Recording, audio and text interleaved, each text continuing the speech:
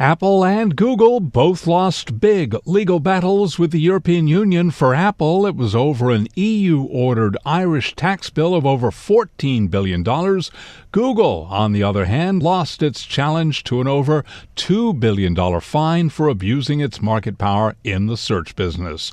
Both cases were among the biggest competition cases in the EU's history. Following the ruling, Bloomberg's Max Ramsay spoke with EU competition chief Margrethe Vestager. Two huge victories. What does this mean for you personally? What does this mean for European citizens? Well, I think it's a very important step towards tax justice, that Apple now actually have to pay the 13 billion euros to the Irish states. I think that shows European citizens that actually once in a while tax justice can take place. And it's important to me as well. I'm very, very happy with this win. I can totally imagine. And I guess, we never stop thinking about what's next as well. You do have a fourth case against Google on the ad tech business. I think I'm right that previously you've suggested a resolution to this could be a breakup. I mean, do you see that as the resolution that's going to need to happen? Is that the only way forward on that case? Well, of course, it may be that we are not, using all our imagination. But the thing is that there is an inherent conflict of interest because Google earns the marketplace, it earns the seller, it earns the buyer who uses this marketplace.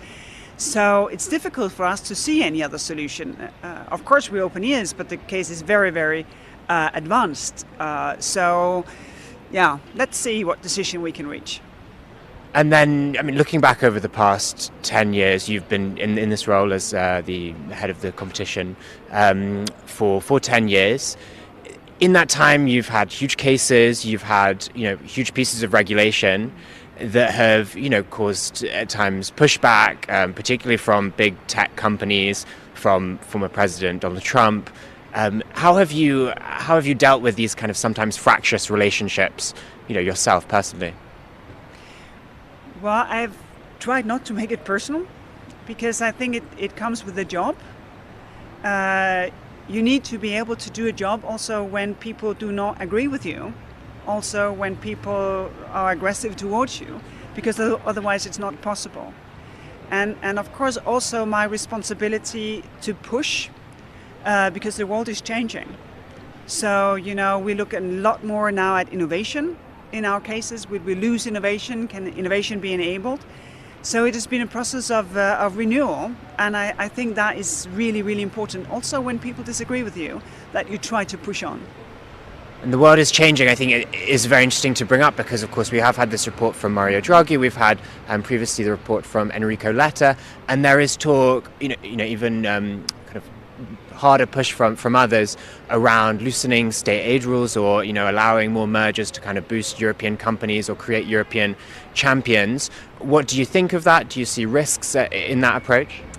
Well, I think from what I have read so far in the Draghi report, actually he calls for ending temporary state aid rules. He's asking for a prudent state aid approach, but for more European approach, which is what we have in what we call important projects of common European interest.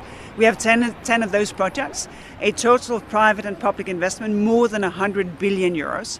So I think that is a very important push because we have faced the acute crises of the pandemic, war, energy crisis, but the slow crisis of the eroding of our competitiveness is something that needs to be faced head on. So I really hope that the Draghi report, the Letta report will make us focus, making the single market work, have more people use their talent, have capital made available for businesses who want to scale.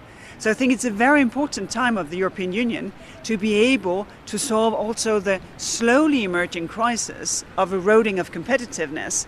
Now when we have showed that the acute crises, they can actually be solved.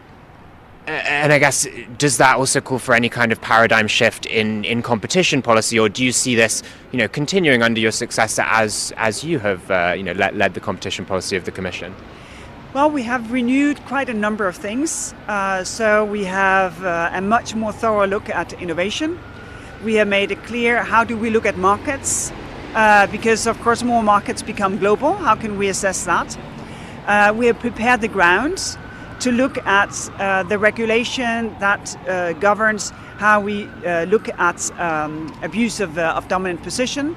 So there are quite a number of things that has been renewed, and we have sort of paved the way for, I think, better administration, better access to file.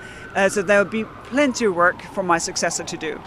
I don't doubt it. And then I guess just a final reflection on these judgments today. I mean, you mentioned in the press conference that you were brought to tears, I think, by the judgments. I mean, do you feel, is this a kind of vindication coming at the end of your term of your work over the past 10 years?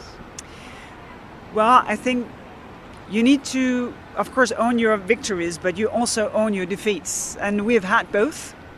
And hopefully that shows that we're willing to push the envelopes, also sometimes to take a risk in order to try to make sure that the market serves the consumer and that we are not just small pawns or meat for the machine.